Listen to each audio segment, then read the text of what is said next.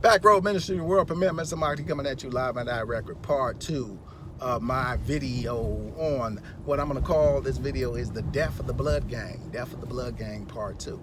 So, a lot of people saying, well, how can the Blood Gang die? It's one of the biggest entities in America. And actually, you know, if you want to challenge, please put a comment in the comment box. It's the biggest gang in America. There's more people now in the Blood Gang than ever before. It's one of the biggest gangs in America. I'm in one of the biggest fraternities in America. It's one of the biggest gangs in America. I'm in one of the biggest fraternities in the world. So this has become really one of the biggest gangs in America. And then around the world, people are still, you know, taking to it because it became a popular thing.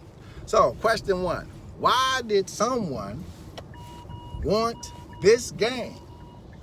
Remember, they could have picked the Crips, but they picked the Bloods. Why did they want the Bloods to become the biggest gang? When most of the design of America is African Americans should be blue, basically Democrats. Remember, we're in this red blood color code warfare. We've been in placing this warfare for a long time. We didn't create this red blood warfare. Blue was for the Dixiecrat, which was the more racist or prejudiced people, and red was for the Republican or the more liberal people. You know, these weren't traditionalists. These were the people who fought to end slavery in America. These are the people that passed a lot of laws that help African Americans and other minorities in America. But now they seem to have flipped things where now the bad people wear red and the good people wear blue. And they play around with these color codes all the time. So why did they want a large amount of young people to go red, basically go Republican? Why did they want that? Why did they want that? So remember, in California, like I said, there were more Crips than Bloods, and Crips in California really were the more popular gang. The Bloods just were really fighting for survival. And then when they were conceived, and you can watch documentaries on this, they were just fighting for the survival. They didn't want to be picked on. They didn't want to be bullied. So they really fought to protect their neighborhoods the best they could. And that's kind of how they solidified themselves in California. But still with the minority, never were the majority. The Crips were the majority. And some people might say there's a flip, that it was more Crips, Bloods than Crips. But hey, somehow the Crips kept power. They kept power. So if you turn and look at it, the influence of California through the eyes of the Bloods. And I'll tell you one thing about people in the Blood Gang, and I don't want Crips that I know to get mad, because I went to school with a lot of Crips. I know the mentality, but the Bloods are a lot cooler than you guys. You guys kind of stuck up. I hate to say it. Much love to those old school Crips that was in the game and got out, but y'all kind of stuck up. Any city if I went to, the Bloods are a lot more livelier people, better to hang with. You know, they party, they really don't give a fuck who parties with them. You know, all that bullshit. And they ain't really about that. Crips and kind of stuck up and, you know, paranoid. Very paranoid. You know, very paranoid people. But that's just my opinion. Don't get upset I said it, but, you know, don't get upset. But that's just been my evaluation of what I've been seeing. So it was easy for them to kind of sell the idea of the blood. Sell the idea of the blood. The Bloods hit the East Coast and kind of exploded on the East Coast over the years. And as it exploded, especially in the age of rap and hip hop, it became a popular thing. And as always, it becomes this element of control. Selling love and belonging to a generation that doesn't know love and belonging. Well, you can go join a gang and get your love and belonging. So the first thing that the elite try to do is sell unhealthy forms of things. Because brothers in California, they speak about it all the time in their documentaries. This is not something that I chose to do. This is how I grew up. And to survive, I had to make a choice. Some people had to make a choice. So this is not something that, you know, they you know, just woke up wanting to do. Some of them love it, some of them can't stand it. That's just how they have to live. But it became this popular thing. It became this thing where everybody decided that, hey, we should all be Bloods. We should all be Bloods. And then the rappers caught on. And then it became a fad. It became a fad. And that began what I call the downfall of something that could have worked properly, but didn't have leadership and didn't have leadership, didn't have guidelines, and didn't have rules. So in any gang, there has to be leadership, there has to be guidelines, there has to be rules. Like I said, I'm from Chicago. We got a lot of gangs in Chicago. But no matter how bad it gets,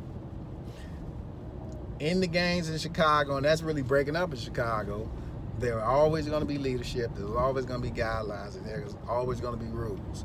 You just can't go to Chicago, enter the city, and talk about I'm a vice lord. You can't do it. You can't do it. Go to the west side and say, yeah, man, yeah, I'm a vice lord. First of all, you got to know, am I in vice lord territory before I go running at the mouth? And two, they're going to challenge what you said. They're going to ask you a long, lengthy list of questions, because if you get any answer wrong, you will be violated. They're going to ask you who brought you in, and they better recognize the person or you will be violated. Because I don't care if you're in Mississippi, you're in Memphis, somebody knows somebody that's in the nation. If you are a gangster disciple, you just can't go run around talking about I'm a GD and not get challenged. If you're in the South, you're in Atlanta, you're in Alabama, and you run up on somebody, they know people in Chicago. They know who's who. So it ain't no just I'm a GD and I'm not going to get challenged. Well, who brought you in? Let me ask you a lengthy list of questions. One wrong answer, you're getting violated. That's how it works. So you just can't go around claiming shit. I just can't go around and put on a Bulls hat talking about I'm a blood and not get challenged. I can't step into Chicago like that, or I step into a place like that. You can't step into California with a Bulls hat on talking about you a blood and not get challenged. You're gonna get challenged. First of all, because they want to know, okay, who let you in? What are the rules? What are the guidelines? You better be able to tell them something. So, big difference you see off the jump between the Crips and the Bloods. Why all this blue ain't around? Why all these folks ain't claiming Crip? Because you just can't do that. You just can't do that. You'll never see the Crips walking around with a hat on, signifying to people who they are. They have their colors on, but they ain't gonna have no Crip special hat on talking about I'm a Crip. They don't do that. They don't do that because there's rules, there's regulations, and there's guidelines. Back in the day, yeah, vice lords used to wear vice lord coats. No more. We have certain ways to identify people in Chicago that they are a part of that gang. But you're not going to see them with a vice lord hat on talking about, yeah, we're vice lord. They're not going to do that. They're not going to do that. First of all, it's dangerous and get your fucking head peeled back if you're in the wrong area with people that might just have an issue with that. So I'm not going to identify myself because I never know where the enemy is. I never know where the enemy is. So we look at that part of, the foolishness with everybody joining the blood gang. There's no leadership.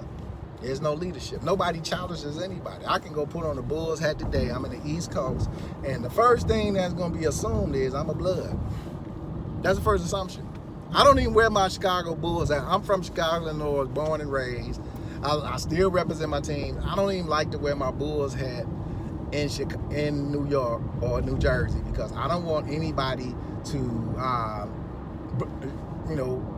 misinterpret that I'm a blood. I don't want that. I don't want that. But here, nobody challenges, and the first thing that they're gonna think is that you're in the blood gang. Because nobody's gonna challenge. I got on red. I must be a member, and that's the problem with the blood gang. Anybody can be a member. Anybody. But you don't see that in no other gang. Why they didn't do that to the other gangs? Why didn't they try to push that agenda?